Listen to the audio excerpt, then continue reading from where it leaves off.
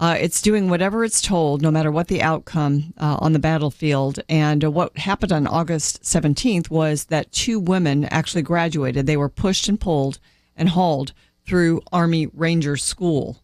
And this was not an easy task to get them through. There were 19 carefully selected and intensively trained women that began the course.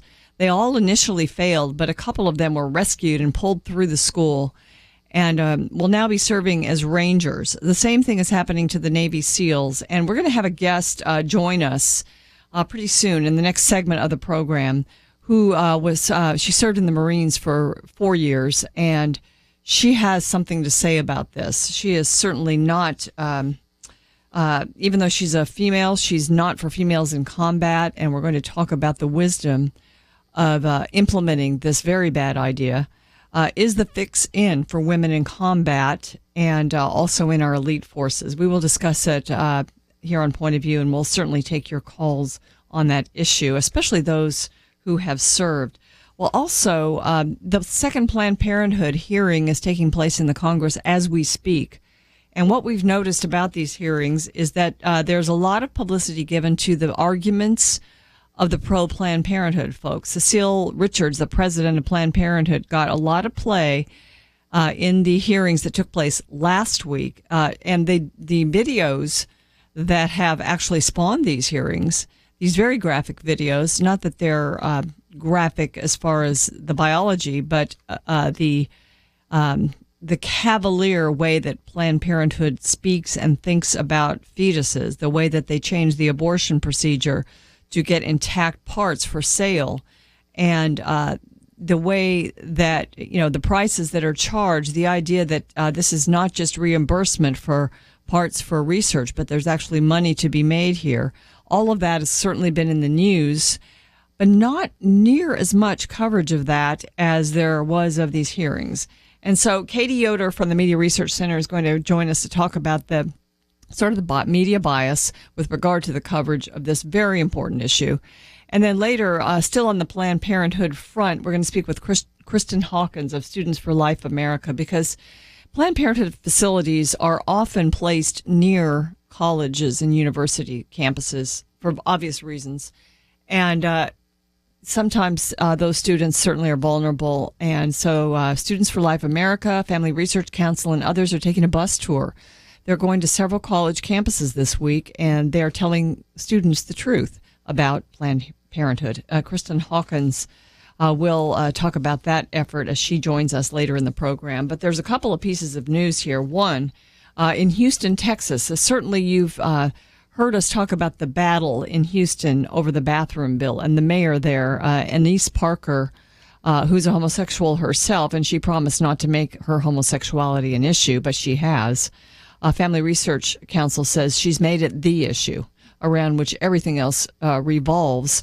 And so there was an open battle there. As you remember, sermons of pastors who opposed this ordinance that allowed transgenders to use either bathroom, and really forced businesses to affirm homosexual behavior, and was very detrimental to the rights of Christians, people who want to live according to their faith. Well, that battle has now come to a head. Actually, the Christians and the Bible-believing people there in Houston have been successful, finally, in getting the bathroom bill on the ballot, and the vote is today. So that's an interesting development and something positive taking place down there in Houston. It was very difficult even to get the signatures approved, and we'll see that in cities across the country. I think Houston will be sort of a barometer for what's going to happen with these SOGI bills. Family Research Council says after a series of court battles, the citizens managed to get the question on the ballot and capitalized on the groundswell of growing opposition. And one of the athletes, former Houston Astro player, Lance Berkman, felt very strongly about this. He released an ad, and he urged people not to, quote, allow troubled men who claim to be women to enter women's bathrooms, showers, and locker rooms. And, of course, he was blasted for saying that. The other side said Proposition 1 will not allow men to enter women's restrooms. But by men. However, the campaign is excluding biological men who identify as women. So I guess we're now talking about the question is who is male, who is female, what is a man, what is a woman, and it's all affecting our public policy in our cities across the country. So let's see and wait and pray for what happens in Houston, Texas. And then another couple of pieces of news. This is sad and disturbing, but in the state of California, they have actually, the governor there, Jerry Brown, has actually signed a bill making California, allowing that state to join Oregon and Washington as having legal assisted suicide there. And Heritage Foundation points out that it especially hurts the poor because, we'll deny you your lung transplant, but we may give you some pills to end it all under your health care plan. That's happened in other instances in the state of Oregon and Washington. And especially low-income people are susceptible to the persuasion towards assisted suicide.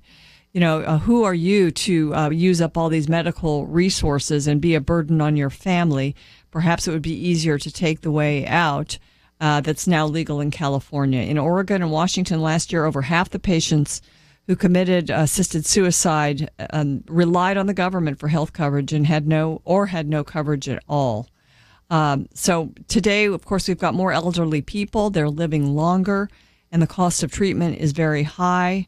We ought to be pushing hospice and palliative care and life-affirming policies, but instead, in California, they're going the opposite direction. And then one more, just little piece of news to think about. We may be able to get you to weigh in on this later in the program, but there's a new study. Actually, the U.S. dietary guidelines have come out again. Our government telling us what it's okay to eat and what it's not okay to eat. And, for decades, they've been saying, don't drink whole milk, drink 2% low-fat milk, don't eat saturated fats. Well, guess what? The federal government is now saying it's good to eat whole milk. It's more healthy than the other types of low-fat brands of milk. Replace whole milk and full-fat milk with fat-free products. That used to be the message, but they've turned it around now. The scientists have looked at it, and they've looked at health records for several thousand patients over 10 years, and they found people who consumed more milk fat had lower incidence of heart disease. Well, what do you think of that? I don't know. I never listened to the low-fat advice because, I don't know, I just think you just eat what's healthy. We'll talk about it later in the program and take your calls. Next up, though, we're going to talk about women in the military. Stay with us for that. We'll be back with more Point of View.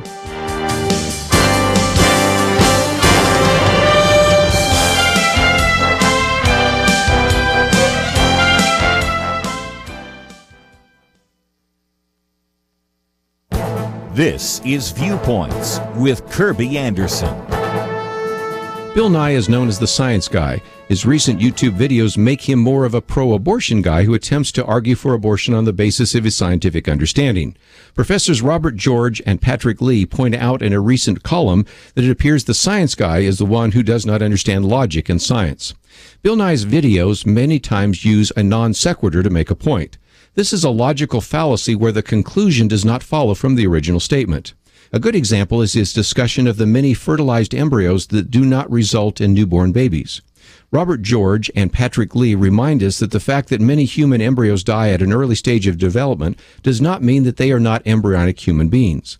The high rate of infant mortality in many parts of the country doesn't mean that these infants were not human beings. At the core of his video is an attempt to pit religion against science. Those of us who are pro-life have nothing more than deeply held beliefs based upon a book written 5,000 years ago that says that when a man and a woman have sexual intercourse, they always have a baby. Is any of this true? Many who are pro-life have come to that conclusion apart from the Bible, but based upon the scientific fact that a human being begins at fertilization. Even the oldest parts of the Bible weren't written 5,000 years ago. What about his last statement? Robert George and Patrick Lee remind us that no one who is familiar with the Bible would dream of attributing to any such nonsense because it prominently includes stories of married couples such as Abraham and Sarah who desire for children to be frustrated by infertility. This video illustrates the lengths to which pro-abortion advocates must go in order to make their case. Science and logic are actually on the side of those who are pro-life. I'm Kirby Anderson, and that's my point of view. At 17,000 feet on Mount Ararat lies a mystery, Finding Noah, in theaters one night only, October 8th. More information at findingnoah.com.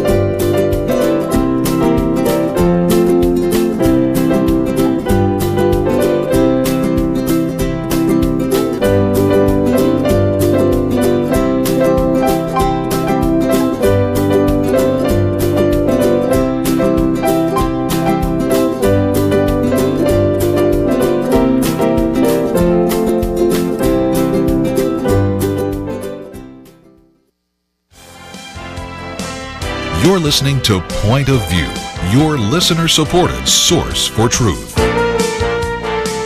Welcome back to Point of View. I'm Penna Dexter, and the U.S. Army is conducting an experiment on its most elite force, the Army Rangers. And as we mentioned in the first segment, 19 women, stellar women with great physical capacity, were selected and intensively trained they went through the Army Ranger School. The first phase of training took place, and guess how many women passed? 0. But something else happened. I'm not sure exactly what. I'll ask our guest. But eventually these women were sort of pushed and pulled through Army Ranger training, and 2 of them graduated. My guest is Jude Eden. She served in the U.S. Marines from 2004 to 2008, and she was stationed at Camp Lejeune with the 8th Communications group, and she was deployed for 8 months to support Camp Fallujah's communications network. She was assigned entry checkpoint duty, working with the Marine infantry and frisking women for explosives on Fallujah's outskirts. And so she has her experience in the U.S. military, in the Marines, of all places. She also went to Hillsdale College. She's now an IT systems administrator out of the military. But she writes at politicalanimalblog.com, and she makes so much sense in speaking about women in combat. We wanted to bring her in today to talk about what's coming in these elite forces and in the military as a whole. So, Jude, thank you for joining me. Thank you for having me.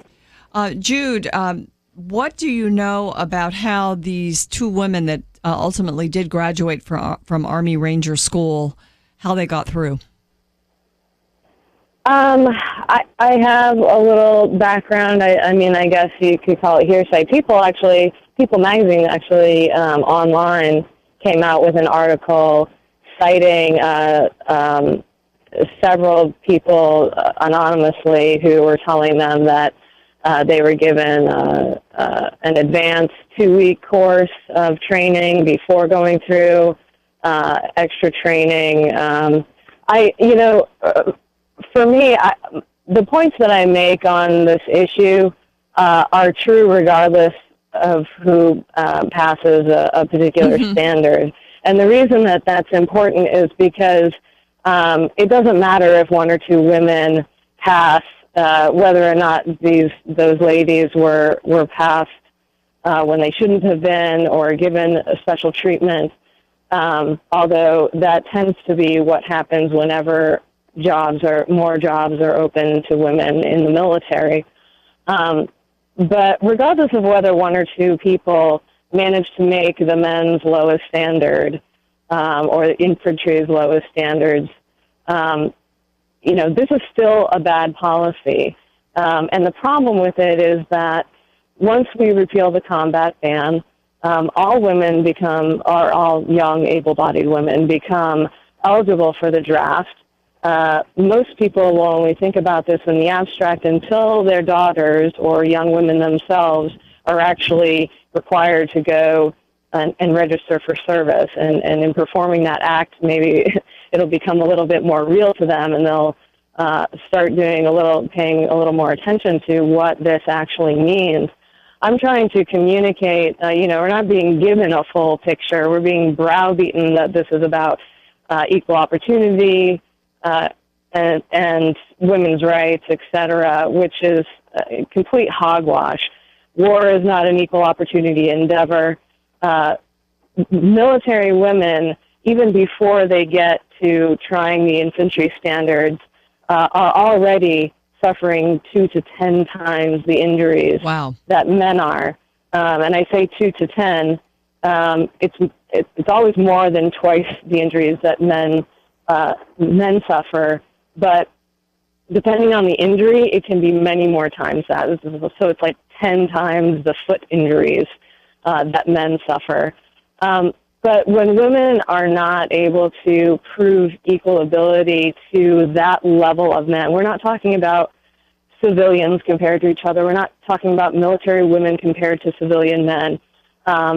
We're talking about the top performing military women, such as the female Marines who just went through the Marine Corps' 9-month integration study, the combat testing that they did and just released the results. Even these top performers, and those women they're inspirational and amazing. Those are the women you want deployed. You really wouldn't want anybody with lesser ability out there on the front because we're at a serious disadvantage. Yeah. Well, you mentioned People Magazine, and ladies and gentlemen, one of the things that was reported in People Magazine was that back in January, one of the most, some of the Army officials, the fix was in, I guess you could say. One general is quoted as saying, a woman will graduate Ranger School. And he says a gender, that the first females are going to come out of this course, and at least one will get through. And so, they're saying this as if it's not really a test; it's almost a goal they have. And so, it's not a goal; it was a directive, and that's not new. This happened when they opened the air combat jobs to women in the 90s. There was a very famous case of her name was I think it was Laura Holtgreen. Yes, I forget the first name, but yeah, and she killed herself. She crashed her plane into the ocean, failing a maneuver that was a pretty standard maneuver that she had failed before. And it turned out that both she and the female who had gone through that schooling or training with her had been passed when they shouldn't have been, and the one got herself killed. Well, how many other pilots are out there for whom that was the case? And it was the same thing. They were told a woman will become, combat pilot, or I think it was a F-16 fighter jet or something. Yeah. But this is nothing new, and that's, they have no choice but to lower the standards, because the whole reason that double standards were ever created for women was because, A, we don't perform to the level of military men. And in the infantry, we're talking about not just top military men, we're talking about the top 10% of the top 10% of strong military men. It doesn't take anything away from women that they're not as strong as the top 10% of the top 10%, but they make it out to be like this big criticism. And, it's really, when you can't demonstrate equal ability and you get injured more than twice as much, that is a catastrophe for the infantry units. Absolutely. Ladies and gentlemen, my guest is Jude Eden, and her piece, she has actually been published in the New York Times on this very subject, Maintain the Combat Exclusion for Women in the Military. We'll talk more about it after the break, but I wanted to give you the opportunity during the break to go see that. It's at pointofview.net. You can click through and find that editorial that she wrote, that column that she wrote for the New York Times, and she's been writing on this and blogging on it. She's using her experience in the military to, and so she's uniquely qualified in a sense to make these points. So I just wanted to let you know that is there. And Jude, when you look at this, I mean, you've been in the military, you've seen this, and I think that the thing that makes me scratch my head about this is who has so much power over the military to overrule this common sense that you've been making? I mean, are there that many women who really want this? No, and the Army polled their enlisted women, and 92% of them said they do not want to be assigned to combat units. And I'm hearing very similar things from active duty female Marines. And, you know, you have the higher, unfortunately, the higher one gets in rank in the military, the more, the more political their positions become, and the more, you know, and there's a lot of, you know, there's some people who, you know, there have been generals over time, they want to see their own daughters succeed, and there's all sorts of things, but it is the higher you get, the more politically correct it gets, and policy is pushed from the top down, and the military has been used for a long time with this. Every time we've gone through this, the 1992 presidential commission on this, there was one in the 70s. I mean, they've been saying since Vietnam that the face of war is changing. Direct ground combat still is direct ground combat. Yeah, there's not much you can do to change it. All right, ladies and gentlemen. You still have to fend for your life with your hands, you know? Absolutely. Ladies and gentlemen, we will continue this conversation after the break. If you have served and you have a thought on this, we would love to hear from you. 800-351-1212. Again, my guest is Jude Eden, and we are speaking about women in combat. She's urging our military not to drop the exclusion for women in combat. It makes a lot of common sense. Again, go to pointofview.net to see her column. This is an on-the-go world, and now wherever you go, Point of View goes with you. Visit the Apple or Google Play Store and download the free Point of View app. You can listen and watch the program live or play it again later. Get Kirby's Viewpoints commentary and click the Take Action link to make a difference in the world. You can also read articles, find a local radio station, and easily contact us with your comments or questions. Again, visit the Apple or Google Play Store today and get the app, the Point of View radio app. And one more thing, if you like it, click that button that says Donate Now and join the team. Point of View and the Point of View app, with you on the go. At 17,000 feet on Mount Ararat in eastern Turkey. We see it in every culture. The flood was a common story told, and there was an ark that saved humankind. Lies a mystery that could change the way we look at the world. Let's go find an ark. Presented as a Fathom event, Finding Noah, an adventure of faith. We knew we were on the brink of what could be the greatest archaeological discovery so far. Witness the journey. Finding Noah. One night only, October 8th in theaters nationwide. FindingNoah.com. Point of View will continue after this.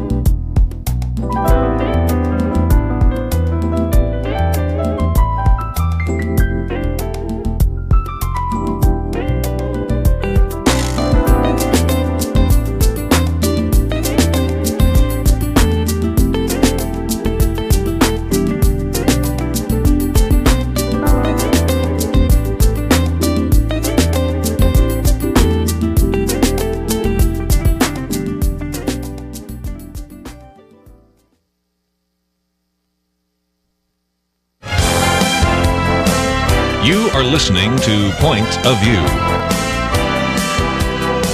The opinions expressed on Point of View do not necessarily reflect the views of the management or staff of this station. And now, here again, is Penna Dexter. And we are discussing women in combat and really the idea that our military has really got this sort of fix in on this particular PC agenda item. And there's been something that's happened that is actually takes us a long way towards that, and that's that 2 women have graduated Army Ranger School. And it's interesting because there's an article about People in People magazine about it, and they point out that the women, unlike the men, were allowed to repeat key parts of the course until they passed. And even the women graduates, it says, were surprised that they were allowed to repeat sections of the course until they graduated. One of them said, quote, "I thought we were going to be dropped after we failed Darby, which is part of Fort Benning, where the second time they failed it twice." And this woman, she said this at a press conference before graduation. "We were offered a day 1 recycle." And, you know, this is just one part of the advantages the women were offered in order to get them through this. My guest is Jude Eden, and she's got a piece. You can go to pointofview.net to see her column about maintaining the combat exclusion for women. She says, ISIS doesn't care that our military has met its diversity quota and broken the so-called brass ceiling. They will see our self-imposed weaknesses and exploit them to cause as much damage as possible. How will they do this, Jude? Well, you know, when you're on the front lines, you are right there. And, you know, Medal of Honor recipient Dakota Meyer describes in his book a hand-to-hand altercation where he had to kill an attacker with his bare hands. The stories and memoirs of infantrymen are filled with such stories. This is not, it's a probability, you know, and there is a June news piece talking about how ISIS is on methamphetamines now. They are not going to stop. I mean, can you imagine a ferocious ISIS fighter on drugs coming at you, trying to kill you? And, you know, I trained in martial arts for 8 years before I joined the Marine Corps. I continued for 3 years in the Marine Corps, including while I was in Iraq. You know, I took it very seriously, knowing that doing that checkpoint duty and convoying out and working with the infantry on the outskirts of Fallujah, you have to be able to rely on our training and things like that. But the distinction I'm always drawing, 2 things. Combat and the combat zone are 2 completely different things. And, you know, things like boot camp and pre-deployment workups that you do, that's the different training evolutions and schools for specific skills that you go to in preparing specifically for deployment. Those are like a shadow of what the infantry does. Okay, so you would probably look at my Marine Corps boot camp and the pre-deployment workouts and go, wow, that's a lot of training. It's really not that much compared to, you know, and it's the same thing with the Ranger School. Okay, it's a leadership school, and it's not just a matter of, okay, if you can do this finite training evolution for 3 months and then you're good to go. No. You have imagine doing Ranger School over and over and over again over months and deployment after deployment. That's why for women, the Marine Corps found with that integrations study that women, you know, really had a hard time with marches under heavy load. Yeah. The heavier the weapon is, the less accurate they were shooting, struggling with, you know, getting a 200-pound dummy off the field. These are serious, you know, and Ray Mabus tries to say, oh, well, we didn't really have any standards. We know they were practicing carrying 200-pound dummies off the field because we know that's something that they may need to do. They were practicing having to get themselves and their heavy packs over walls, which is another thing the women struggled with. The men would just throw their packs over the walls and climb over the wall. The women needed help, like every time. You know, this is bad for women, and it's bad for the men that we're fighting next to, and it's bad for combat, and it's going to come it's going to come to our front doors in no time. Yeah. Because our defense is just, our national security is already crumbling. We have the worst foreign policy in our history. We have rules of engagement that hamstring our guys and protect the enemy, and then we prosecute our guys for doing their job, and we want to send more women to the front out there? That's ridiculous. You know, one of the things over the years as we've discussed the subject of women in combat, and it's coming closer and closer, we've discussed it with Elaine Donnelly, who's worked on this issue for years. And she has talked about men who have said, you know, there's a different, and maybe men are changing because of feminism, but there's some kind of a feeling you have about women that you want to protect them. That's a natural male sort of, reaction primal. to things. It's primal. And so it's there. Primal, and we absolutely do not want to train that out of them. Right. But you would, I mean, in a sense, that's why it impairs readiness, because suddenly you're worried about your, person fighting next to you who's more vulnerable than you, when you should be totally concentrating on the enemy. Right, and that's just one of many things. One of the things that I'd like to point out here is that this is a decision that no one person, the Secretary of Defense has no business making this decision. This is a decision that has formerly been in the hands of the American people, at the very least with presidential commissions where there's public debate, both sides are presented, and it's voted on. If we're going to, if America a full picture, and I'm determined that, the feminist politicians pushing for women in combat will not be the only voice in the square, because people really aren't getting that full picture, and you have people who are like, oh, well, if women can do it, let them, and they have no idea what ground combat takes, or they're facetious and say, yeah, let them go in, let everybody get drafted, and then we'll see what for. Yeah, well, so we can get more people. Congratulations, we'll get more people killed for your equality, or so-called equality. But we really, before we run out of time, I just wanted to make sure I said that, what we need to do is we need to support the Marines who are asking for the exemption. And we should be talking to our representatives, and we should be banging the table saying, like, you have no call to me, really no authority. It's not the military's decision, and it's not. It shouldn't be in the hands of one presidential appointee. Whether all enlisted women are then subject to being assigned to these roles, and all of our young, able-bodied American young women are then subject to the draft. It won't be a choice. People think, oh, yeah, if a woman wants to do it and she can, go for it. It's not going to be a choice once the combat is They will be on the same level repealed. as men. Yes, Let me take a really quick be. call. I thank you for encouraging people to get involved. It should be a national conversation. Congress should be weighing in. And instead, as with so many important things of late, the decisions are being made elsewhere. But let's go very quickly to Kentucky and speak with Gordon. Gordon, thanks for calling in. I just want to say, first of all, thanks for your service in the Marines. Sorry about that. I was shifted.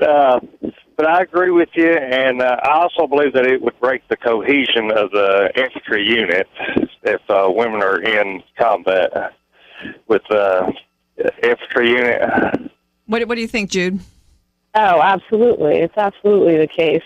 And all of us who have been in co-ed units, we know how all this happens. You put men and women together, and this is another thing that, feminist advocates for this are acting like we're robots and, we can just get over it and men and women can work together. Yes, men and women can work together. But when you put young men and women together, especially in intensive situations, some of them are going to couple up. Now, women, the Marine Corps study again, the results showed that the women were distracting to the men. And, I heard some advocates' response that, when they're working so hard, they're all so tired, they're too tired to get in trouble. Which is ridiculous, because in between your moments of terror when you're on a ground combat mission, you have boredom, and it's the boredom you have to worry about between when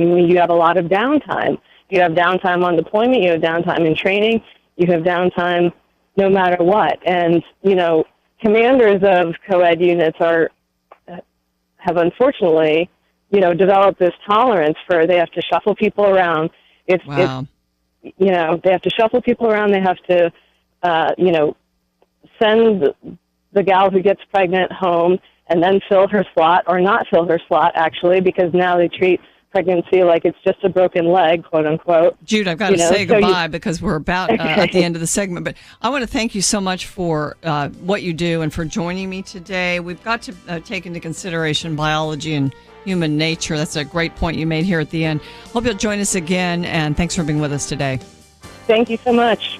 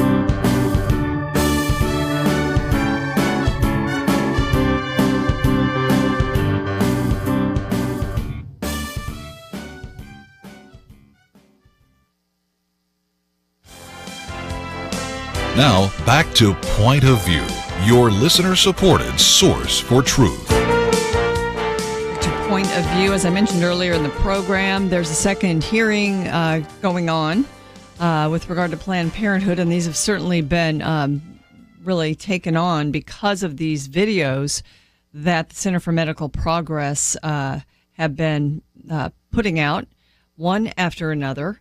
They've been showing us that beyond abortion, which we already know is it's actually the biggest income generator Planned Parenthood has, other than the federal government's subsidies. But now we know that there's this sale of body parts, they call it reimbursement, and that abortions are being manipulated and done differently to get intact parts. And so much that's egregious. And so they've had these hearings, but it's very interesting that the media seems to cover the other side and emphasize their arguments much more than they have these videos. And it was apparent at the hearings last week because Cecile Richards' sound bites and quotes were all over the media. And apparently they didn't even get to play the videos at the hearings for some reason. Anyway, to put this all together and to help us, this is a great organization, the Media Research Center. Katie Yoder is there. She is a Joe and Betty Anderlich Fellow. She's a staff writer for the Culture at Media Research Center. She specializes in media coverage of abortion, family, feminism, pop culture, and religious freedom. Katie, thank you for joining us. Thank you for having me. Katie, the broadcast network spent a lot more time showcasing Cecile Richards' defense of Planned Parenthood than they have showing the actual videos. Isn't that the case? That's very much the case. During their news shows, ABC, NBC, and CBS spent 3 minutes playing video from the hearing with Cecile Richards, and in contrast, they've spent 1 minute and 20 seconds playing these videos exposing Planned Parenthood. And that's footage that's been released since July 14th, or it began being released July 14th. So it's just very telling that these news shows are more interested in covering Cecile Richards and defending her than actually playing the tapes that she's testifying about.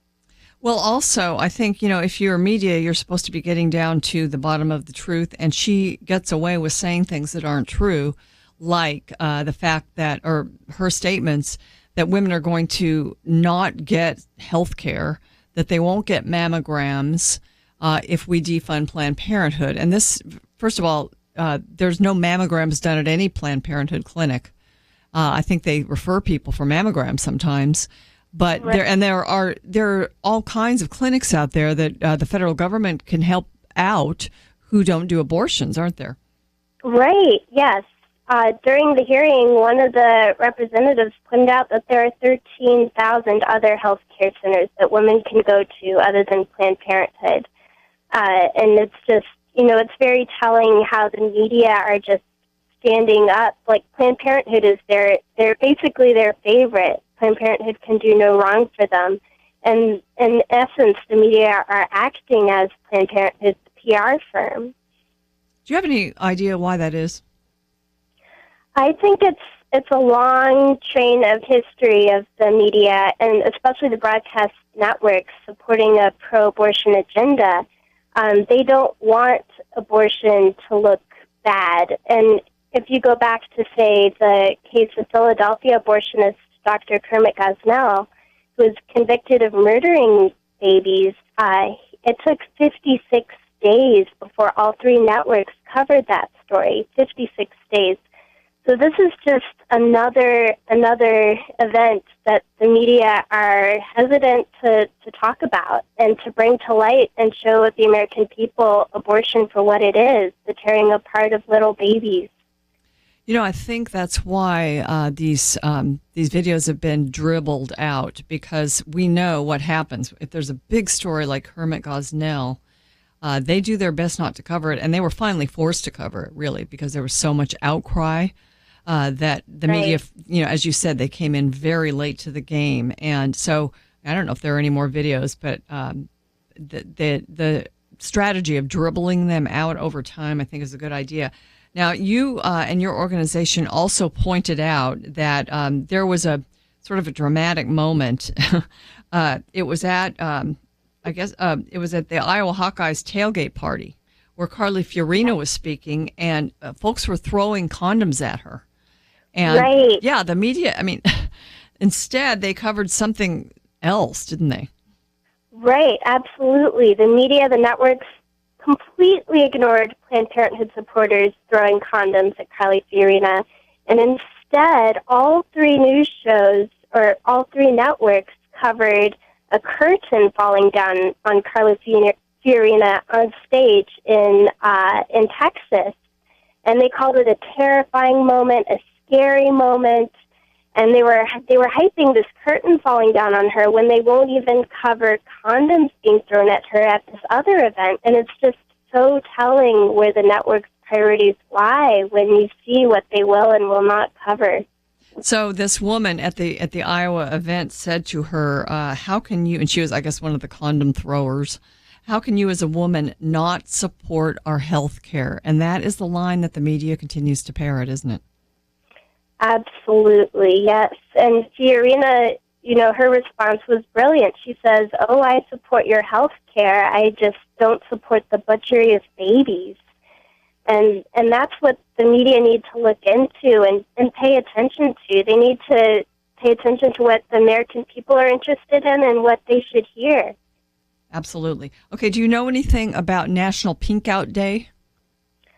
Yes, I do. I know that Planned Parenthood was asking everyone to wear pink. It was like last Tuesday, about a week ago? Yes, the 29th, I believe. So that was reported by the New York Times. Yes. But I haven't seen much coverage on this bus tour that's going around the college campuses this week to talk about the truth about Planned Parenthood. That's a very important note, right? FRC Action and Students for Life, I believe, are sending out a bus, and it's supposed to be at University of Virginia this afternoon. Yeah, I haven't seen a peep about it from the media. Yeah, I was looking. I'm having Kristan Hawkins on later in the program, Katie, and I was looking. I Googled it to try to find some news stories on this, and all I found was something from last week in Life News that this was coming up. I didn't see anything in the media about it, and they've already been on the tour for this is the third day. I'm sadly not surprised by that, but the media, you would think something like this would get their attention. It's a big bus, having this message against Planned Parenthood, and it's going around to different college campuses around the country. That's news. This should be paid attention to. Well, Katie, thank you so much for bringing the truth out, and I know that you guys, you get the statistics and you bring out you sort of call the media on these things, and I know it's got to be, sometimes it's a thankless job. Somebody's got to do it. We appreciate that you do. Sure, thank you. That's Katie Yoder from Media Research Center. Ladies and gentlemen, we will take your calls in the next segment of the program. I'm going to kind of make it into an open line. If you'd like to comment on Planned Parenthood or on women in combat, the issue that we've been talking about for a good chunk of the program. What do you think about these two women who have now graduated from the Army Ranger School? Did you know that now there's a lot of talk about opening up the Navy SEALs to women too? And just the idea that if this exclusion to combat would be dropped for women, it wouldn't just mean the women who want to fight, it would be all women. And perhaps even a draft someday would include women. If it included men, it would have to include women if you drop that exclusion. So there's a big shift happening in our military, and it sometimes stays under the radar. You can comment on it, and we'll bring up a couple of other topics right after this. Stay with us for more Point of View. Don't forget our website where you can find out more about all of these issues. From PureFlix Entertainment and Provident Films comes Woodlawn. Witness the true story of a spiritual awakening that saved a high school and shook a city. I'm asking you right now to stand up and make a decision. Woodlawn. Experience one hope, one truth, and one way. Starring Academy Award winner Jon Voight and Sean Astin. Woodlawn. In theaters October 16th. Rated PG. Parental guidance suggested. Have you ever wanted to walk where Jesus walked? To stand in places where the Apostle Paul proclaimed the gospel and saw the world and people's lives changed? In May of 2016, you can do just that on a 15-day tour of Israel and Greece with Point of View's very own Kirby Anderson. This is a once-in-a-lifetime opportunity to experience the Bible and history in places God chose to begin the spread of his message of grace. Join Kirby and Point of View for Journey to Jerusalem and Journeys of Paul. Learn more by clicking on the banner at pointofview.net. You've read the Bible. Here's a chance to live it. Pointofview.net. Point of View will continue after this.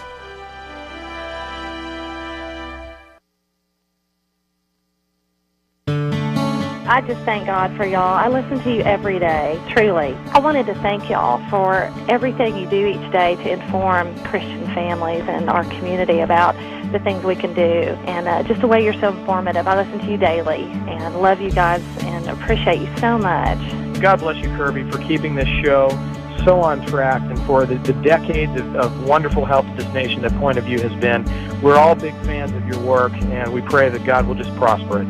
As a Christian, over the years that I've followed this program, I am constantly challenged to be on guard and to evaluate what's going on. And if for no other reason, to protect the caliber and the truth of your programming, I need to participate and to back your program financially to ensure that the truth stays out there for people to hear, to view, and to be a part of.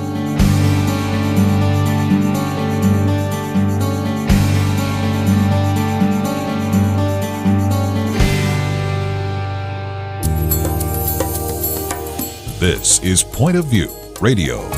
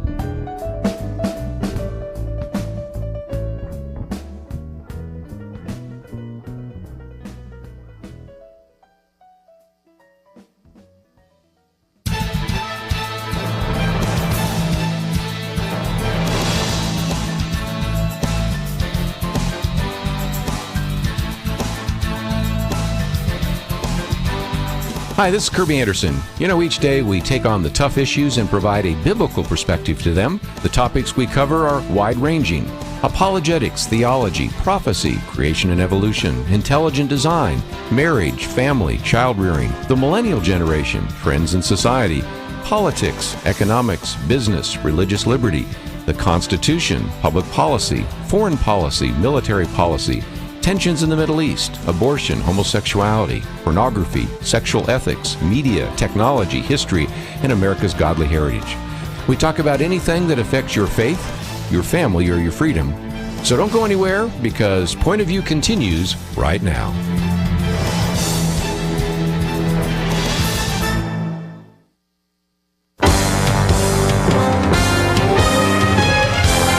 Across America, live. This is Point of View.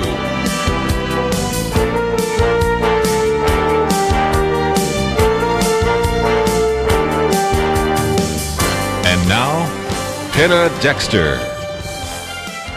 Welcome back to the second hour of Point of View today. And during the first hour, we spoke with Jude Eden. She served in the U.S. Marines for 4 years, and she is very concerned about the effort in the U.S. military to drop the combat exclusion for women.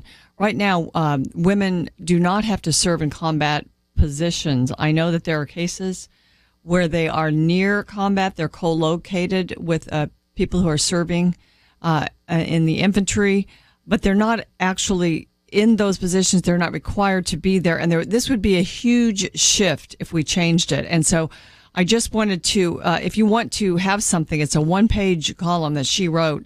It helps, I think, when you're having discussions with people about this issue. This needs to be a national conversation. And as she said, this is not something that should be decided by some executives in the White House or some military brass who are under great pressure from feminists and others to open up the military to women in combat. She says, I urge Secretary, and anyway, you can go to pointofview.net and get this piece that she wrote. It's very short, succinct, and clear. She says, I urge Secretary of Defense Ashton Carter to maintain the combat exclusion. We need our combat units to be the most lethal fighting force our tax dollars can buy. Adding women creates more danger for everyone and risks compromising missions. And then at the end, she says the women, and she served in the military, and she sounds like she's very fit. She's a martial artist.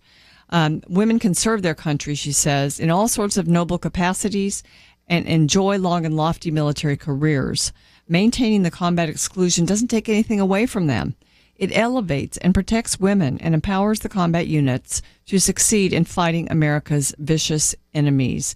And she outlines a few ways in which women are at greater risk, partly because of their physical abilities and biology, also because they're targets sometimes for terrorist-type groups like ISIS. And so I just recommend that you go to pointofview.net and get this. And it's our open line right now, so we'd love to hear from you on this issue, 800-351-1212. Well, a couple of political items. I noticed one. We've got, of course, all these presidential candidates speaking on various issues. And I think one of the biggest issues that is permeating the campaign is the size and scope of government, as it should be. Our government is way too big in so many ways. And one of the candidates who says he's a conservative is John Kasich. He runs as a conservative. He was he served in, I think, the Reagan administration, and he claims some conservative credentials on the economy and shrinking government and things. But his policies as governor of Ohio have been to grow government, to increase the role of government in people's lives. And he's made a very interesting offer that I'll tell you about. He's, I guess, the Republican for Republicans who are ashamed of being Republican. That's what Red State says about him. And he says that if you oppose sort of taxpayer confiscation of money for government programs, you're a bad Christian. And he has now offered to buy Bibles for those who do not believe that way, and saying that they are the ones who are ignorant of biblical teaching. Since he knows so much about the Bible, says Red State, maybe he can find the passage that tells us that. Really, I think the Bible certainly talks a lot about the poor. And anybody that reads the Bible knows that. But they're not talking about the government's responsibility to care for the poor. They're talking about the individual's responsibility to help the poor out of our own pockets. And certainly, as the church comes up with programs to help the poor in so many ways, our government now at this point is hamstringing the church, not allowing it to be the church, which will eventually shrink a lot of those programs. But no, he says that he expanded Medicaid, for instance, under Obamacare in Ohio, and was greatly criticized for it as a quote unquote conservative governor. But one of the Christian's highest responsibilities, according to Red State, is to give freely and voluntarily to help the poor. But it doesn't mean that we support these socialist redistributionist programs. And so the perversion, they say, that John Kasich is trying to sell you is instead of each person having a responsibility to give charitably of their own means, they have a responsibility to vote for politicians who will confiscate the tax dollars of other people and give them to the poor. So the question is, who knows better how to care for the poor? Is it the church? Is it the charitable organization that's out there on the ground? Or is it the government? John Kasich seems to think it's the government, and that's why it's interesting that he has sometimes got that conservative label. So anyway, I'd love to hear from you on that. So that's one issue on the table. Women in the military. Do we have a biblical responsibility to support big government redistributionist programs? A couple of other things we've been discussing are Planned Parenthood, and also the fact that California now has assisted suicide along with Oregon, and Washington has been signed into law by California Governor Jerry Brown. So we'd love to hear from you on all of these or any or all of these issues or whatever else you want to bring up in today's open line. Let's go to the state of Georgia and speak with Jacob. Hi, Jacob. Thanks for calling in. Yes. Hello. Yes.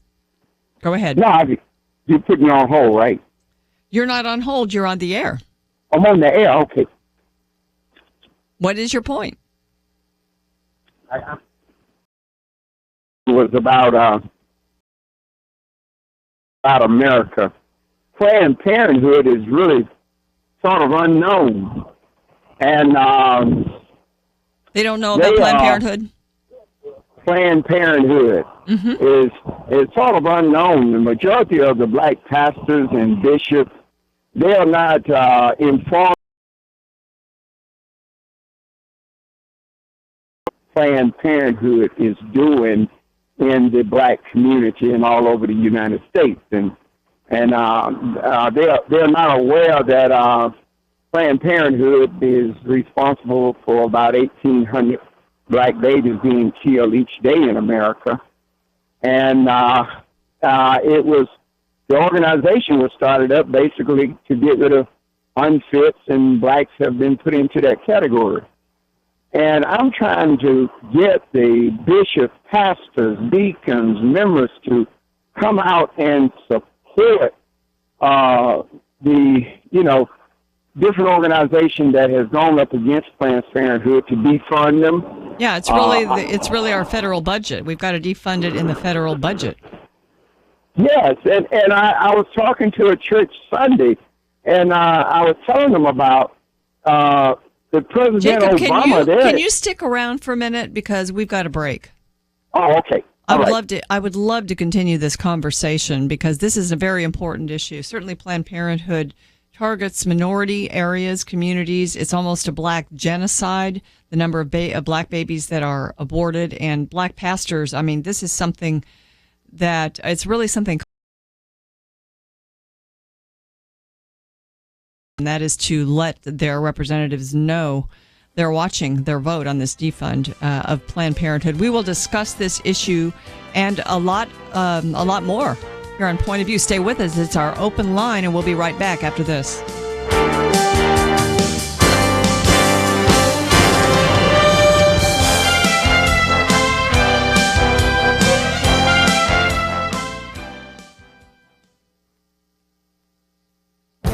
This is Viewpoints with Kirby Anderson.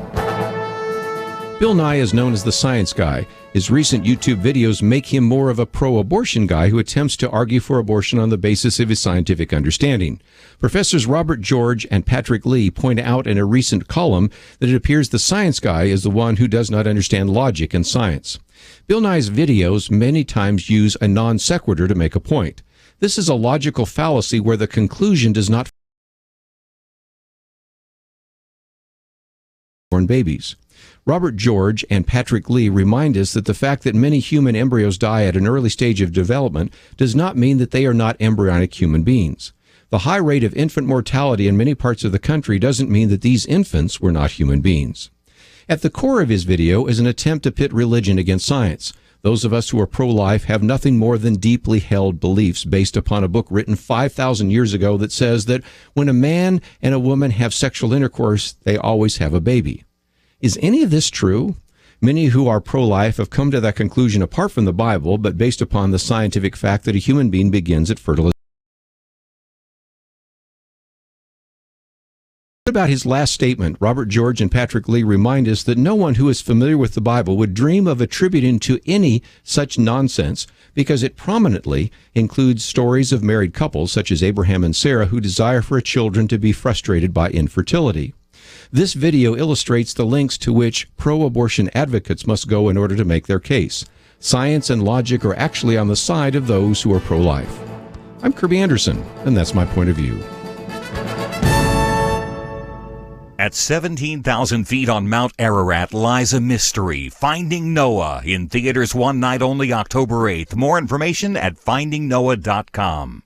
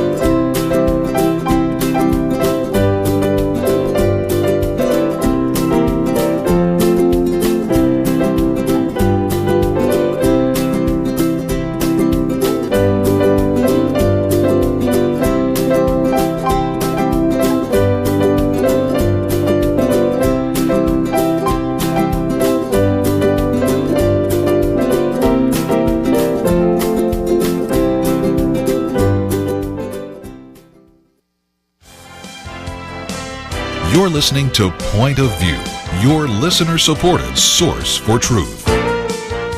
Big topic today, the defunding of Planned Parenthood, and they're even talking. Thanks for waiting.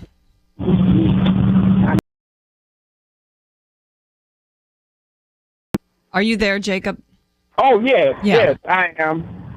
What's going on when you're not talking to us? Well, what happened is I got caught up at my workplace, and okay, and I called during the time, and that's what is the problem. Do you have another comment on the defunding of Planned Parenthood, and especially the role of the black pastor? Yes, I was saying that we have majority of the black churches are not aware of Planned Parenthood and the defunding of it. And we have like $500 million that are being given to them in order to kill basically black babies. And I'm trying to find people like you and Kirby and them to try to find ways that we can penetrate the black churches, the T.D. Jakes and these big preachers like him. He's never speak out against abortion because he's in love with President Obama, and President Obama agrees with killing babies up to 9 months, partial birth abortion and everything. And so the black culture is not aware of this atrocity that is going on, killing black babies. Yeah, okay, thank you, Jacob. I really appreciate you making the point. It's so true. And, you wonder why this is sort of a secret or it's not spoken about from the pulpit, but it isn't in certain churches. And so, I hope folks that are listening will ask their pastors why they're not addressing this and encourage them to do so. Let's take another call. Let's go to Lance in the state of Texas. Hi, Lance. Thanks for calling in. Yes. Thanks for taking my call. I was commenting on the whose responsibility it is for take care of the poor. Yes. And my comment is, biblically speaking, as a Christian and what the Bible says, the government's only responsibility is to protect people from their neighbor and from other foreign countries invading. They're not supposed to educate people. They're not supposed to pay for food. They're not supposed to pay for housing. The church should do these things. And the reason, and when the government does it, it actually crowds out the church. It hurts the church. And these people are able to go to the government, and the government actually propagates this. Whereas if the church was helping people, they would hear truth, and they would then get help from God and get off of the system so where they could be self-supportive. So that's my comment. Thank you. Good comment. Thank you so much, Lance. I appreciate it. And, there's another part to this, and it's this whole agenda for marriage equality. It moves into this arena because now there's a demand coming from the left for all these charity groups and groups that provide for the poor. If they do it, however they do it, many of them are being told that they need to have certain policies in place for their employees that would promote marriage equality, perhaps benefits for same-sex couples. I've heard of homeless shelters being required to allow same-sex couples to be housed together in those shelters, even though they're operated by churches who disagree with that morally. And just so there's this, Marvin Olasky in World Magazine called it a disease spreading across the country because these groups who are doing good work are being hamstrung by these groups that are calling for policies that just violate the faith of the groups that are spawning this wonderful charity. So we've got to watch out for that from the top down. We've got to watch out for these attempts to really require people who aren't believers and don't adhere to biblical faith to be running these charities that are doing such great work. Because what's happening is certain ones are closing. Catholic Charities closed in a couple big cities simply because they were told that they had to adopt out couples to children to homosexual couples. So that kind of thing we have to watch for, because we need to encourage these groups that are out there doing good and providing for the poor in the name of Christ. We don't need to be discouraging that. So let's continue to discuss this topic and take your calls here on Point of View. We are in an open line, 800-351-1212. Here is John listening in on WLJN. Hi, John. Thanks for calling. Yes, Penna, I would like to address the overview of all of this, which would help the listeners to understand what your last caller was talking about, because he was right on the money. He really was. The overview is this, that the church, I'm talking about the American church and the Christian church in the West, generally speaking, has failed miserably for a long, long time, way more than a century, to address the lack of understanding of the people in their congregations of the biblical principles which should be used to measure public policy. And this, the issue of abortion, funding of abortion, all of these issues about taking care of poor people and so on, should be addressed by the biblical principles. And when we look at biblical principles, we have a really good summary in Leviticus 19, for instance, where it says, do not pervert justice, do not show partiality to the poor or favoritism to the great, but judge your neighbor fairly. And that is a principle which should apply not only to the individual, but to government. because government is the worst violator of this based on the ignorance of the people. To hold government accountable, to be limited to those things which it has a rightful business to do. And if we applied this principle and did not favor the great, we wouldn't be providing tax money as a favoritism to any kind of organization, corporate or otherwise. If we applied that principle in regard to the poor, we wouldn't be we wouldn't be doing anything that would take tax money from some to give to others, because that is the very core violation of the principle. And the other principle that is tied into this is the biblical principle of ownership of property. God has given us the right to own the resources that he provides for us, own them in a temporal sense and in a temporary sense. We're but stewards. he has not empowered government to overrule his mandates of those principles.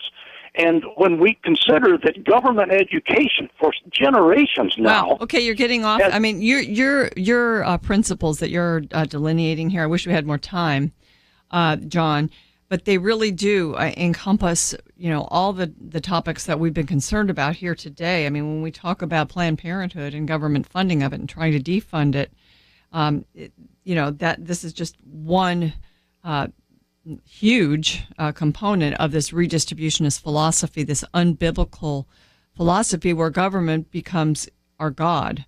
And that is certainly where we need to draw the line, and we haven't drawn it. So I appreciate all of this. I wish I could keep this conversation going, but we're coming up on a hard break, John. So thank you for weighing in on this. And folks, this is one reason to listen to this show again, because, John, that was a great call. We really appreciate it. Ladies and gentlemen, coming up, we're going to be joined by Kristan Hawkins from Students for Life America. She's fun, and she cares about college students, especially as regards to the way Planned Parenthood exploits them and lies to them. And she's out there telling the truth right now. Her organization is going on a bus tour of college campuses, and they're speaking with young men and young women about their sexuality, about Planned Parenthood, and it's a real good opportunity to tell the truth. They've used the occasion of these videos coming out to really confront young people with the truth. So I think throughout the next 30 minutes to also take your calls on the various topics. We've got an open line going on today, and the number is 800-351-12.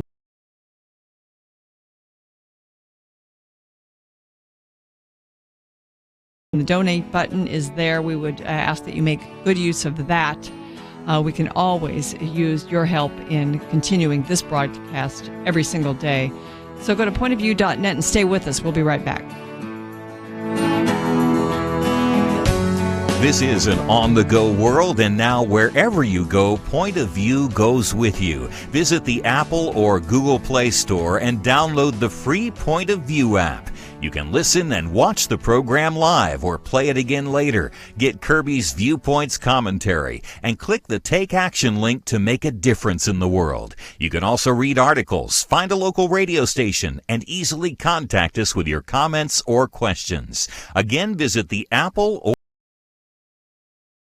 the app, the Point of View radio app. And one more thing, if you like it, click that button that says Donate Now and join the team. Point of View and the Point of View app, with you on the go.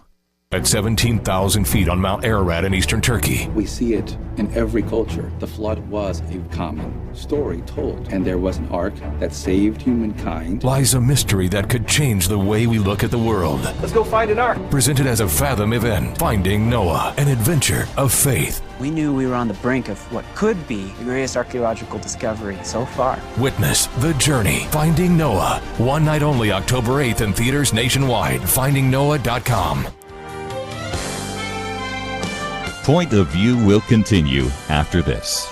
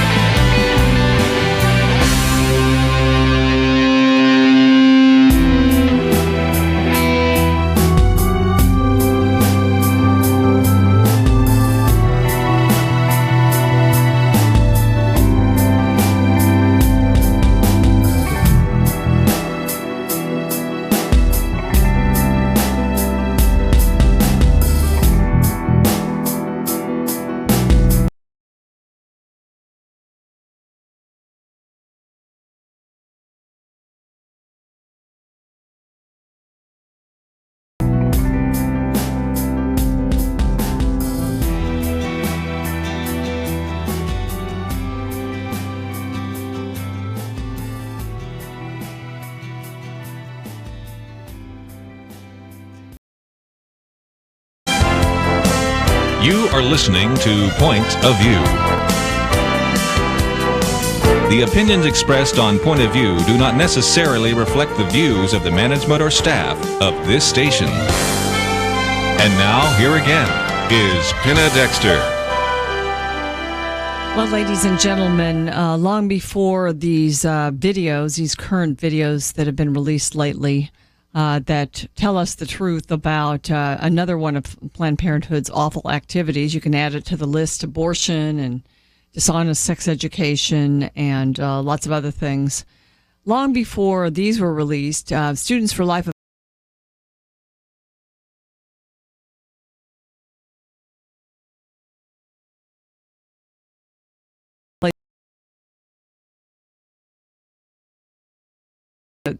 bus tour, and I think they've hooked up with Family Research Council to go to some college campuses and really tell students the truth about Planned Parenthood. With me to discuss this is Kristan Hawkins, and she heads up Students for Life of America, which really is the nation's largest pro-life youth organization. Kristan, is so good to have you.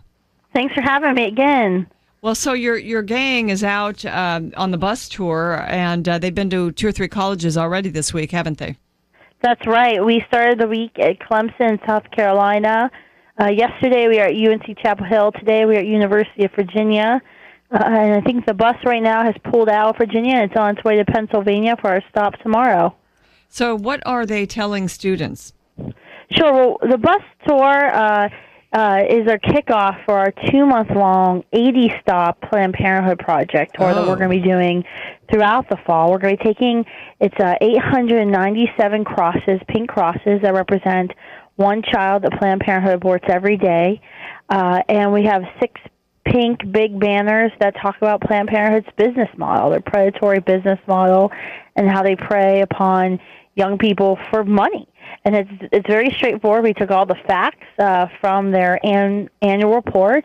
We laid them out there for students to see, and we find that we have wonderful conversations with students on campuses, really eye-opening conversations, with many of them thinking Planned Parenthood's just a nonprofit that's there to help them. But when they find out that, in fact, this nonprofit makes over $100 million in profit every year, is a $1 billion industry, they start thinking differently about Planned Parenthood, wondering why they advocate for the things they do. So we got this bus with Family Research Council, and partner with them for this week, and it's bright pink, and it says "Don't Fund Planned Parenthood." So if you're on any of these campuses, you're going to see it driving around.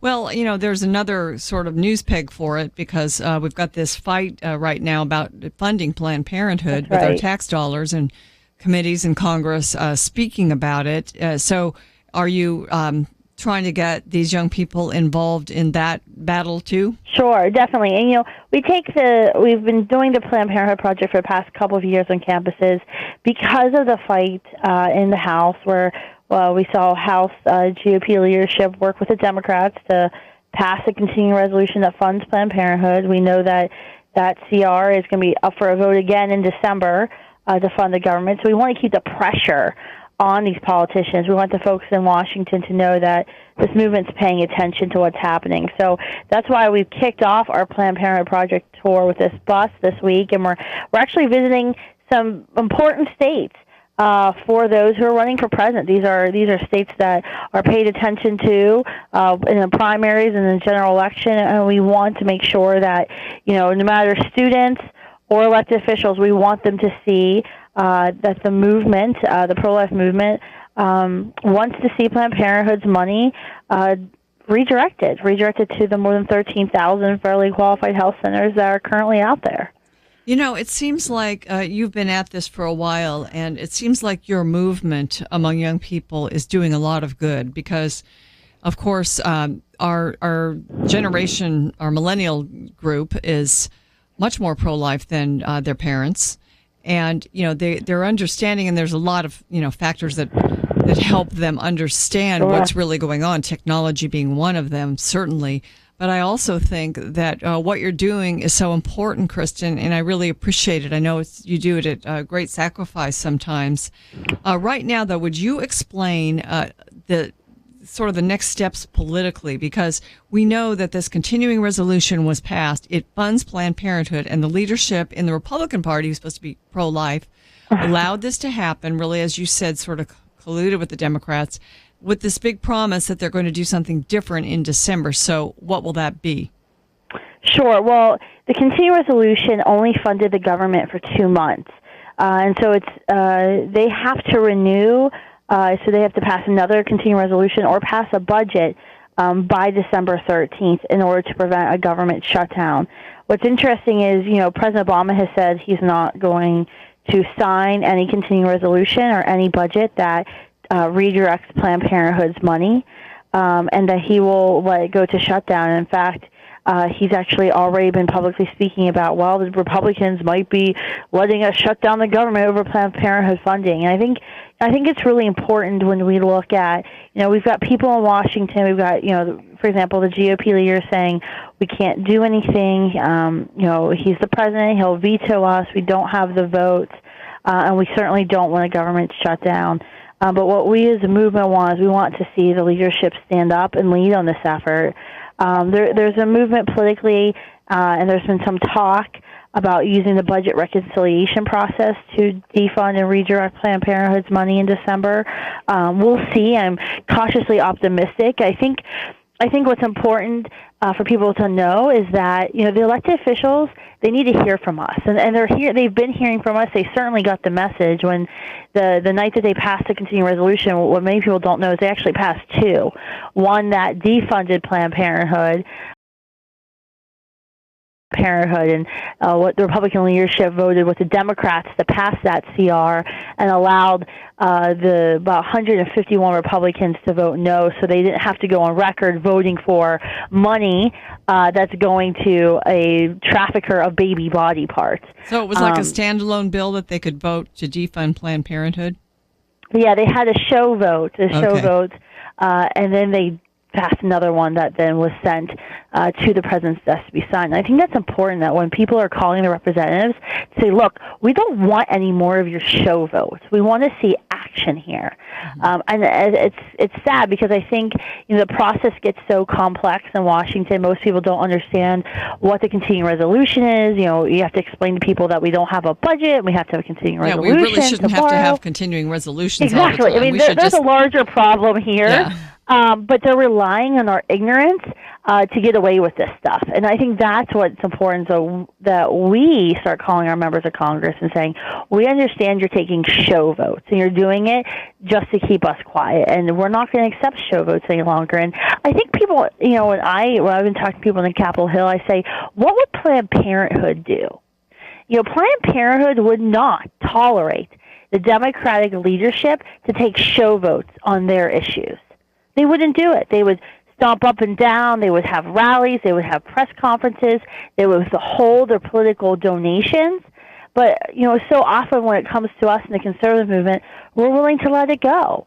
And I think we need to be playing hardball and saying, if you want our votes, if you want us to work hard to elect a pro-life Republican president, then you have to start acting like it. Yeah, this is a moment. I think the videos out there, even though they haven't been covered as much as we'd like, it is a moment because enough conservatives and pro-lifers know about these. They're able to add that to the other list of atrocities that Planned Parenthood commits.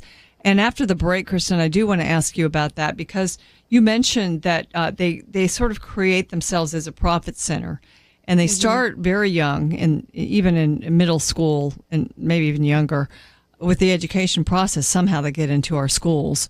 And, so that's where parents need to be aware. But you're at the colleges, and certainly that's a vulnerable time in a young person's life when they're making some big decisions about their sexuality and, how they're going to behave morally and all of that. So it's great that you're there speaking to them and weighing in because they're getting some other messages, and Planned Parenthood is certainly giving them some messages that aren't helpful.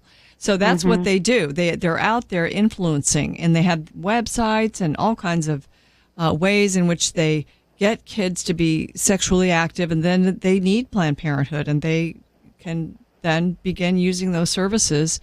And those abortions are certainly one of the biggest profit centers that Planned Parenthood has, or the biggest. So That's how they work. They're a business. They are not, I mean, they may be called a quote-unquote a nonprofit, but they are not a charity in that sense That's right. of the word. That's exactly right. And actually, we were on campus today at UVA, and I was talking to one of our staffers, and she had been having a conversation with someone who described themselves as pro-abortion, in favor of abortion, and she said, okay, let's just for a moment, let me concede and say abortion's fine. Fine, abortion's fine. Okay, hold that thought. We've got a break. Okay, I'll say. We will come back. Kristan Hawkins is with us.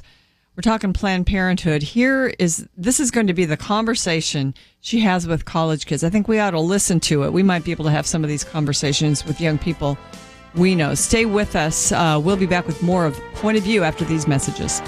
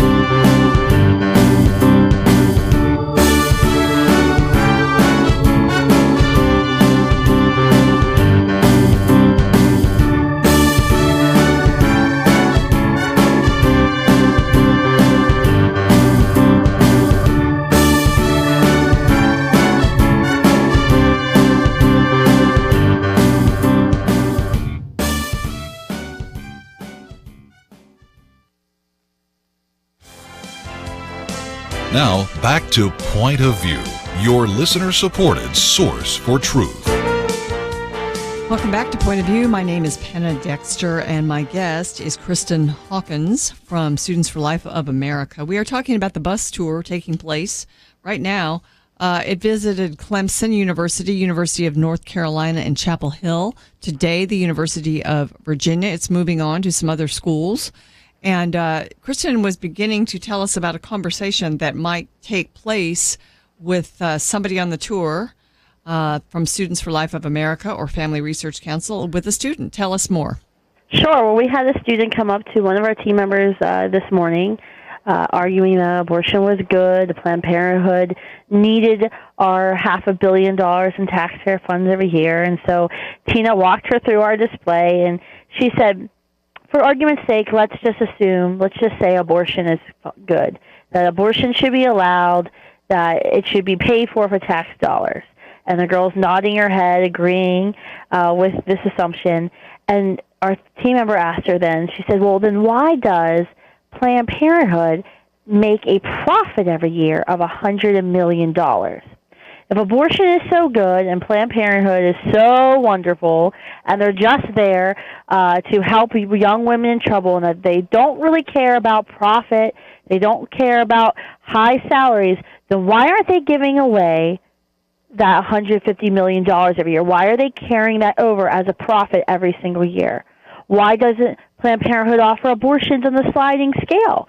For example, if you're a poor woman and you walk into a Planned Parenthood in St. Louis, Missouri right now, the only abortion facility left in the state of Missouri, you have to pay $150 flat out before you even finish the paperwork, before anything's done. And that $150 is non-refundable. And the price of the abortion stays the same no matter your ability to pay. So Planned Parenthood is this great organization that just truly just cares about women. Then why are they making this profit? And it was a fascinating conversation because, you know, at the end of the conversation, she couldn't answer Tina. She couldn't answer our team member. She didn't have a good answer as to why Planned Parenthood, this organization that so many people believe is just truly out there to help women, is making such a huge profit off of them when they're most desperate and they're in that crisis. And then there's this procurement of body parts from babies that are aborted, and that the abortion is actually altered to. Right. So if Planned Parenthood cares so much about women, why are they making an abortion more difficult on the woman, more dangerous, probably take longer if they've got to change the position of the baby or whatever? Why are they doing that if they care so much about women? That's exactly right. I mean, these are questions that we need to be asking. And I know a lot of us have family and friends who may be in favor of abortion or may not be in favor of abortion, but still think that, you know, quote unquote, Planned Parenthood does some good. And these are questions that we need.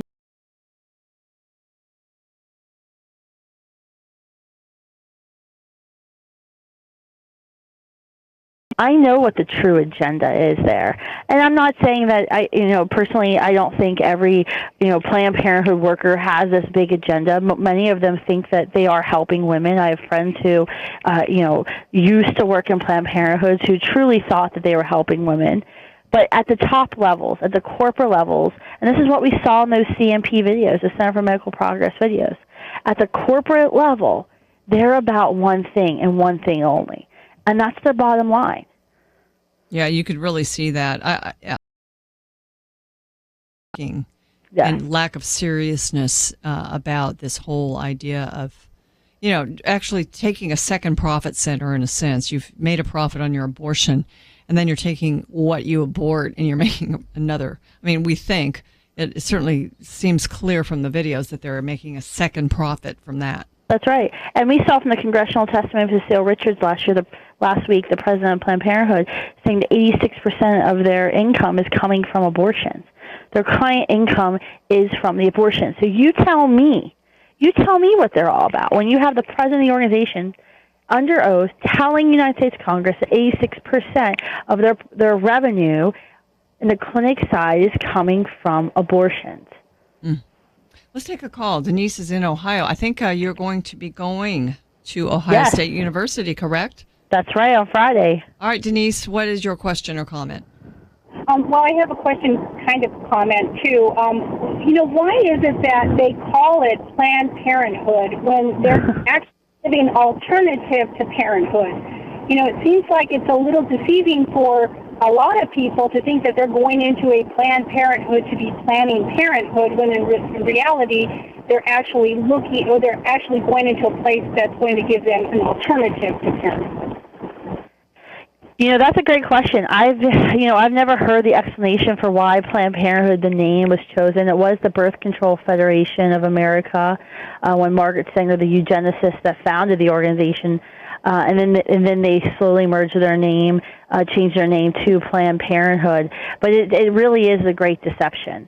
A couple of years ago, I was working with a pro-life organization and did some polling and found that 60% of adults thought that Planned Parenthood's number one job was new parent education, because that's what it sounds like in the name. But that's really the great deception, and that's why these CMP videos are so important, because people are finally starting to get what Planned Parenthood is all about. It's about not being a parent. Exactly. Denise, thank you. You're welcome. Are you anywhere near Ohio State University? Actually, I have a daughter that's going to Ohio State Lima, and I was, when I heard about the program, I thought that would be great. I know you're probably going to the main campus, but I think it is a great opportunity to get out there and let those younger students know that it's really an alternative to parenthood. It's not Planned Parenthood, because if you're planning parenthood, you wouldn't be going into a place that offers abortion. Thank you so much, Denise, for your call. We appreciate it. Thank you. Kristan, that name Planned Parenthood, I mean, that is so interesting. I think it's kind of the same reason that they just seem to have a really good way of doing their PR.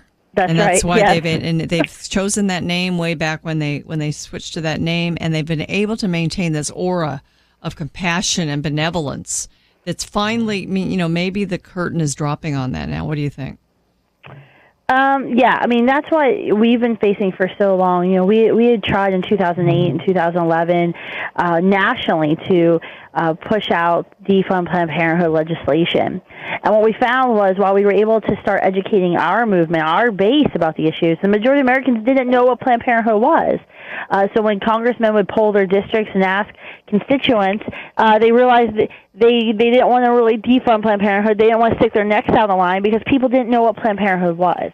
So these Center for Medical Progress videos are a turning point because they're getting massive mainstream media coverage. They're not getting as much coverage as they should, but the coverage that they have gotten has really opened people's eyes. And you can see in the poll numbers. I was reading an article today on the plane.